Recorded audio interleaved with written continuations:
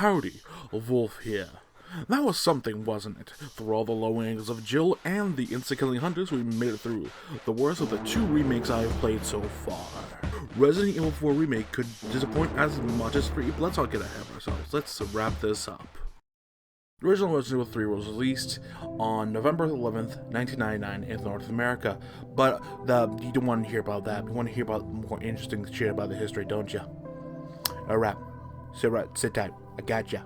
I, like many others, heard that Code Veronica was meant to be Resident Evil 3 until a publishing deal caused a spin-off game to become Resident Evil 3. This is not the case. The game that was meant to be a follow-up to Resident Evil 2 was going to be Hunk on a cruise ship trying to bring the G-sample back to Umbrella, since that he got paid for, but was canned because Sony announced that PlayStation 2 and Capcom did not want gamers or Resident Evil fans to wait another year for a game.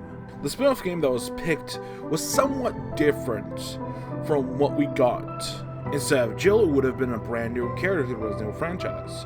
And instead of Raccoon City blowing up at the end, the character would just leave Raccoon City. Now you might be thinking, what does this have to do with Resident Evil 3 Remake? It doesn't. Well, technically it does, since it's a history of the original game, but meh, want to share. Sue me. Don't. I don't have money, you will get nothing out of it.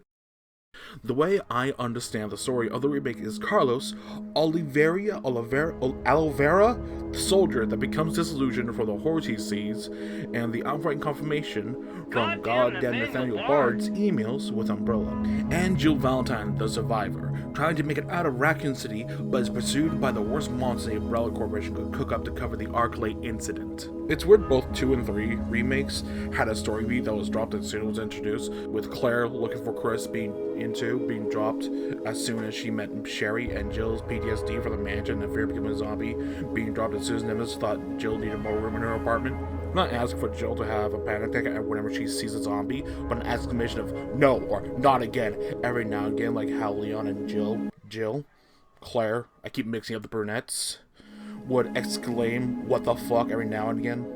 Nikolai is a secondary antagonist to Nemesis, but all he does is look out for himself, which is understandable in the zombie apocalypse, but you're a part of a team, my guy. What the fuck? And creepily records Jill as she fights for her life. He's also part of a third party that's trying to bring down Umbrella Corporation, but yeah, it doesn't really have any impact on the fucking story. It's all about Jill and Carlos trying to get the fuck out of the city, and here we have this random ass Russian being a dickhead, being a cunt. But so as much as I like the game being more action-y and having an open world feel, I miss the puzzles. There were only 2, making the path for the subway train and the leveling out the bars, the fucking fluid puzzle for the vaccine. And I did call the how to go find the fuses in the fucking maze shit a puzzle, but it's not really a puzzle, it's more like an obstacle course. See the previous wrap-up, the Resident Evil 2 Remake wrap-up, for my opinion on the zombies, cause it's exactly the fucking same, but except you now have a QTE to get out of the ground, but still take damage. Why me succeeding in a QTE results me still taking fucking damage? Like, I know it's very quickly, and I can use it Pop Mafia. I'm still taking fucking damage. That's my issue. I'm not taking chunks of damage like in 2, dropping from fucking fine to caution to the other caution to danger then dead. It's still zombies. They make them mad.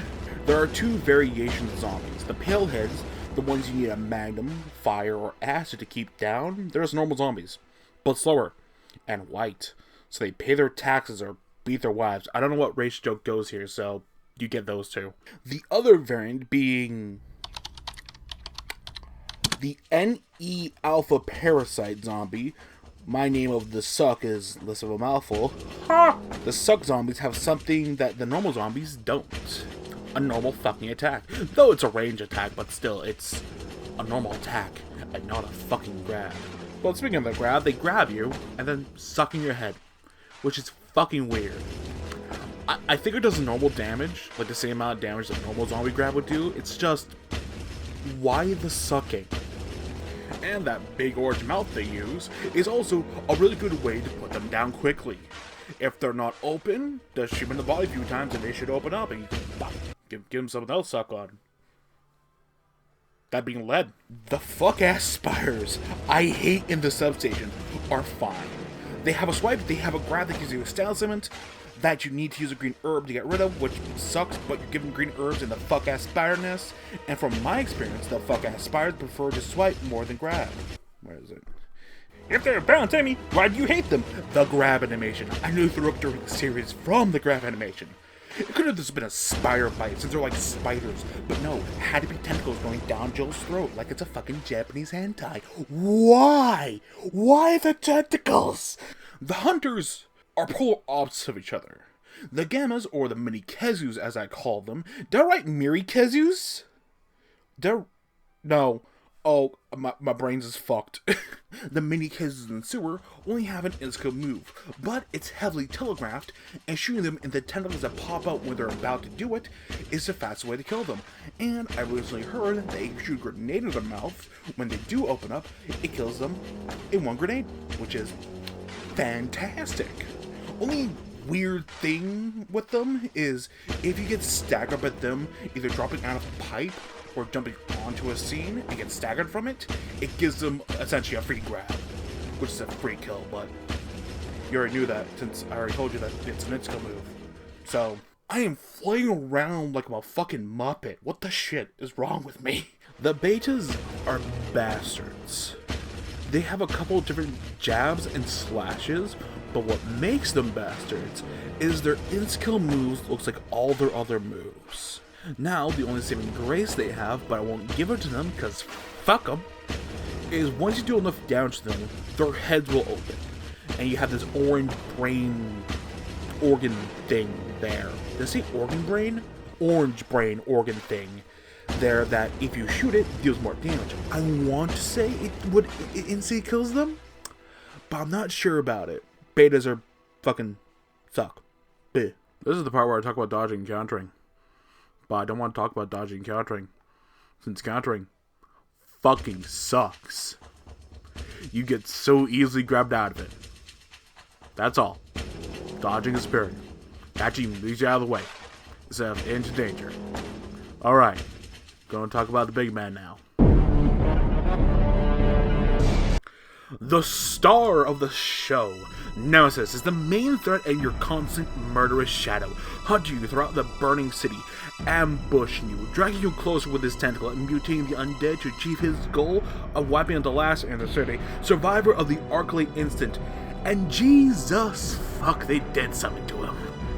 So, what the remake Nemesis has over his progenitor is he's made out to seem smarter, with all his scripting characters being ambushes that cut you off, and the aforementioned tentacle grabs and making minions. But he loses all that intelligence upon becoming Nemesis of the accursed blood.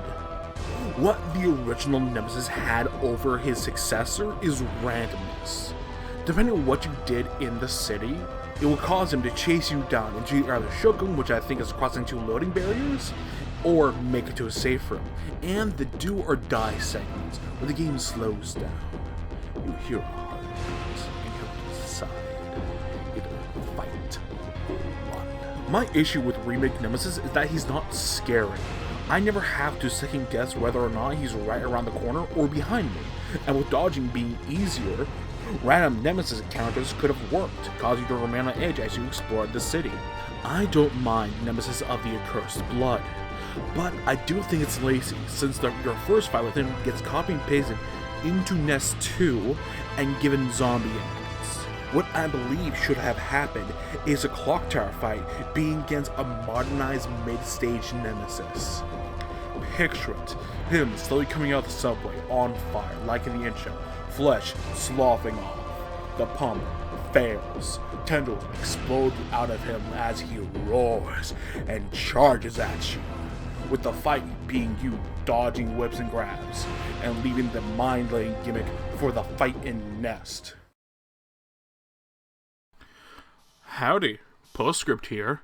I beat the game on standard with the STARS training manual, the thing that's meant to make dodging and countering easier, and it only worked for Jill? in my experience, with Carlos and with that manual, you still need proper spacing in order to not get grabbed out of your counter. And that's so annoying. Like, with Jill, allow me to clown on Nemesis, which was funny, and you probably saw the footage while I was talking about Nemesis. And also, fucking backs up my thing saying, yeah, random Nemesis counters could have worked. Speaking of Nemesis, his 2 fights, or 3 fights, because since the dog got copy and pasted into Nest, the dog, or of the accursed blood, as I called him in the series, or as I'm continuing to call him because it's funny to me, has a grab. Like, his little lunge at you is a grab. He just fucking, like, gnaws into you and throws you to the side like a dog playing with a chew toy. But the Ascendant Nightmare is still a fucking joke. Like, he's the final boss on its standard, and it still takes only 2 shots to take down.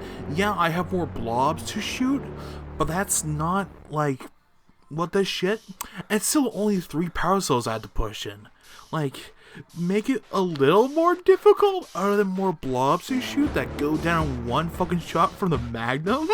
Also, Mikhail, the fucking platoon leader, he's awesome. He's the best character, and I will not elaborate further. Those are my thoughts on the remake. Long wishing Carlos didn't get grabbed out of his character so goddamn easily, and the beta's insta-kill move being saved for higher difficulties. I don't know what I'll be doing next, but it will be zombie related, so if you wish to see that, or Resident Evil 4 Remake in the future, subscribe. Have a good rest of your day or night. It is time for me to exit my stage.